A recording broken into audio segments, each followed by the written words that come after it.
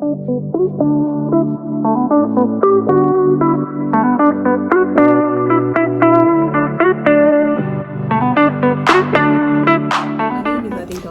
am so pleased to have you here. Today I will be demystifying and simplifying product management.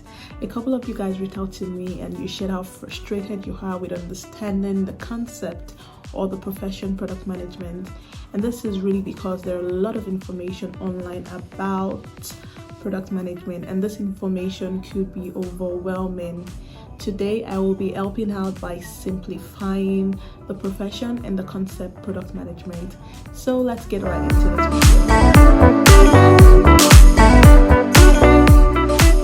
In order to understand the concept product management, I will start by explaining what product management is not. First things first, product management is not project management. Product management, project management. Yes, I know the acronyms are the same thing, but they are not the same profession. What is project management? Project management is a discipline to execute and plan projects.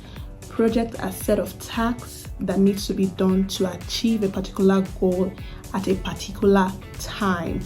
Quote unquote time. It's not a project if it's not time bound. So the process to ensure that all the tasks needed to achieve a goal is achieved at a particular time set at the beginning of the project is what is project management. A project could be building a railway that needs to be commissioned at a particular time. A project could be an event. A project could be launching a book at a particular time. The discipline that ensures that the planning and execution of this project is done at the planned, predetermined time is called project management. Secondly, there are other professions that are really closely related to product management, and those professions are business analysis and product ownership. I will start by really just explaining what product ownership is.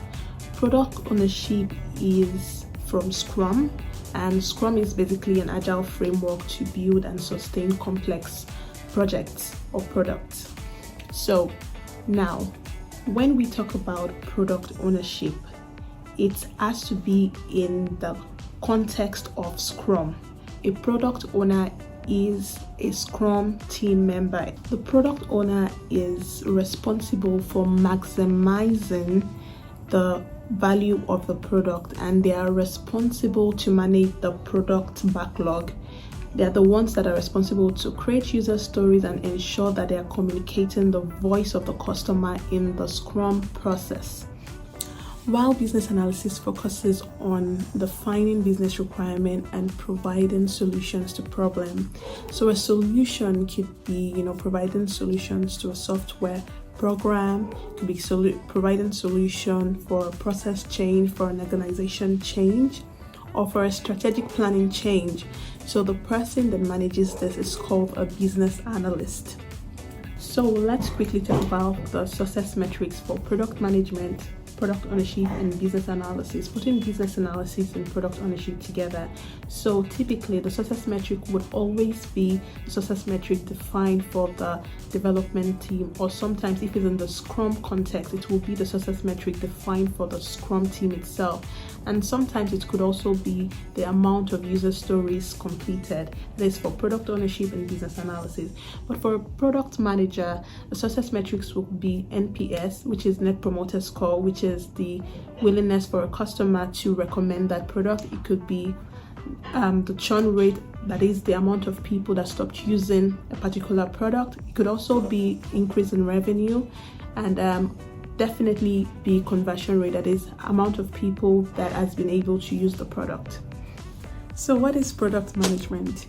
We cannot talk about product management without talking about three elements, which is the product management and the product development lifecycle. Product management is simply the strategic management of the stages of a product development life cycle. So I know that we've heard different definitions that product management is when someone is being the CEO of a product, the innovation hub of the product. A product manager is that person that identifies the stage at which a product is in the development life cycle phase and strategically manages the product through those phases. So we have 5 major development life cycle phases. For the sake of this video, I will be limiting my examples to software development. All of this concept can be applied to hardware product as well. So the reason why the concept product management is always confusing, especially with the overwhelming amount of information on the internet, is because a lot of people do not understand that some concepts are addressing a particular phase in the product development life cycle. So now let's quickly go through this product development life cycle. So the first stage is the ideation stage or the ideation phase. This is where you are conceptualizing an opportunity. This is where you want to do some customer interview, customer survey to know what their needs are. And also you're also getting insight from the team to understand what need you need to address by a particular product. The second phase will be the designing phase. This addresses the best way to create a product that it adds maximum value to the customer or to the users. In phase 2, you validated with the prototype that the customer will use this product. The phase 2 is required so that you don't waste resources in building something that will not be used. But with the prototype, you've tested it with the users and it looks like it's going to be adopted. Then you go straight to phase 3, which is the actual product development. Product development here is when you are actually developing the product. The fourth stage will be launching the product. In this stage, you could do a beta release or a public release, or you can perhaps start with a beta release. This is released to some set of customers to get live feedbacks from customers, then improve the product, then go ahead to do a public release to the general public. The fifth stage is then called the refining or the improvement of the product. Now that your product has been launched to the general public, it could be in a stage where it's dying or the innovation is becoming irrelevant. This is where you want to pick up the product and review the product and ensure that you refine it such that your company or the product is still relevant in the market. So it's very important to understand that companies have 3 major goals, which is to increase revenue, certainly, to increase engagement, that is to get more engagement with their product, and then thirdly, to also acquire more customers. With every stage of a product development life cycle, you want to know what the actual goal of your company is to help strategically manage it such that it help them meet that goal. In order to drive my point clearly, I will be taking you through a product management role and responsibility in a fictitious company called Foodrone. I had just created this company off the top of my head so that I can help you clearly understand what a product manager will be doing in a company. Foodrone is a delivery company that allows users to order food from the app, and this food will get delivered by a drone. I will be addressing the product manager's role as it relates to the product development life cycle using Foodrone as our product case study. Since Foodrone is a food delivery app, we can group its product into 3 major buckets, which are the restaurant. This is the restaurant-facing functionality for restaurants. This is where all the features, interfaces are managed for all restaurants that will be on the app. Secondly, the drone pickup and delivery management. Here is where the drone managers interact with the app. The third one will be the customers. This is the part of the app where a customer will interact with the app to order food. In most cases, you could be a product manager managing one product group, for instance, the customer-facing functionality product group. In some cases, especially with startup, you may be managing all product groups. For example, you're a product manager that joined Foodrone to manage the customer-facing product. The first thing you want to understand is what phase is the product at in the product development life cycle. Let's say it's at the ideation phase, where you are conceptualizing and creating an opportunity for Foodrone. In this phase, as a product manager, the first thing you want to do is to create an opportunity hypothesis. Creating an opportunity hypothesis helps validate your ideas. This is where you want to know what the goal of Foodrone is as a company.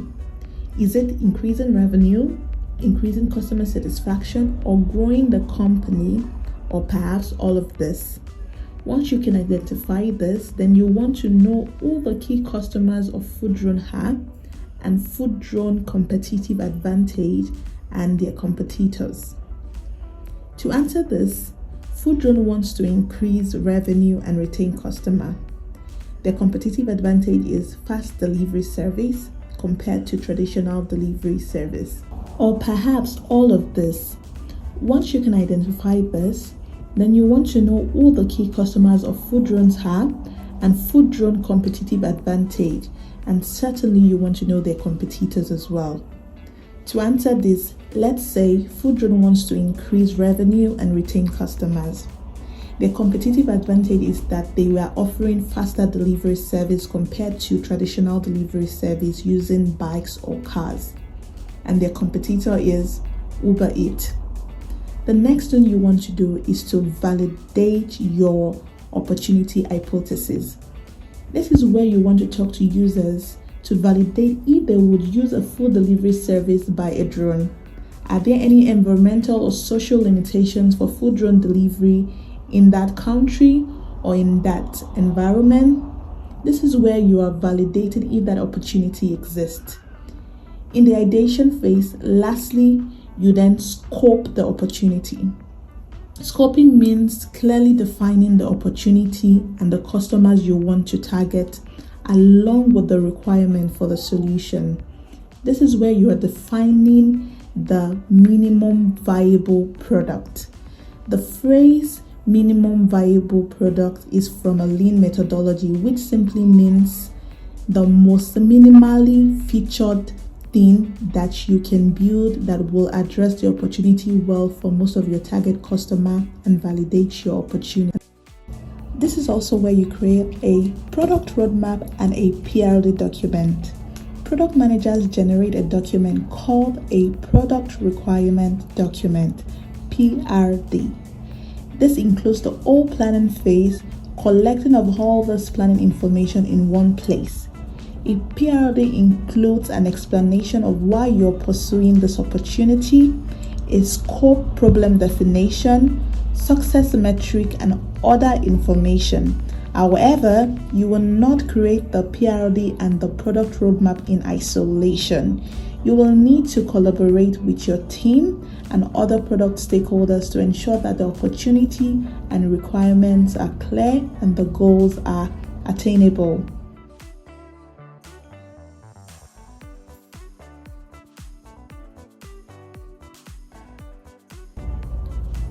In the designing phase, the product manager will work hand in hand with the design team to conduct user research to see how users will interact with the product. For Foodrone, the product manager will need to conduct user research with the design team to see how to add the reward point feature into the product. Secondly, this is where you draft out wireframe as to how the product should look like. In the case of Foodrone, how the reward point feature will look like on the application. Thirdly, this is where you create a prototype of the wireframe. Lastly, this is where you validate the development team.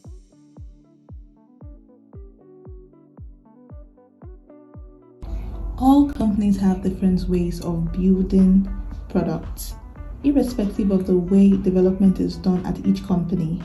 The product manager will stay involved throughout the development process. They will be sharing the product vision, the product requirement document, and the product roadmap to the development team. They will help to prioritize features in the product backlog. They would also help in testing these features and to do whatever it takes for the product to be released. For the case of Foodrone, This is where you as a product manager tells the development team what to build and why they are building, and also becoming the central hub of information to help release the feature reward points in the product. This stage of the product lifecycle is where we debut our product, sharing it with the world and informing our clients and customers about our product and how the new feature will benefit them. You as the product manager will work closely with the marketing team so that they can help market this product or feature. You decide as to if you want a beta release, that is where you release to some set of customers before doing a public release, that is releasing to all of your customers at once. At Foodrone, you can decide to do a beta release and releasing to the highest ordering customer on the app.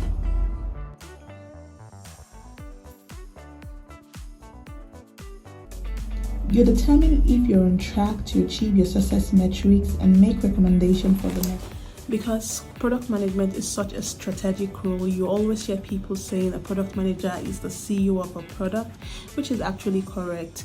A product manager would always serve as an entrepreneur, as a strategist, as a customer advocate, as a team leader. Because imagine at every stage of the product you are managing it. So let's take, for instance, in the ideation stage, you have to serve as an entrepreneur. You are getting customer insights. You want to understand how to deliver value to the customer.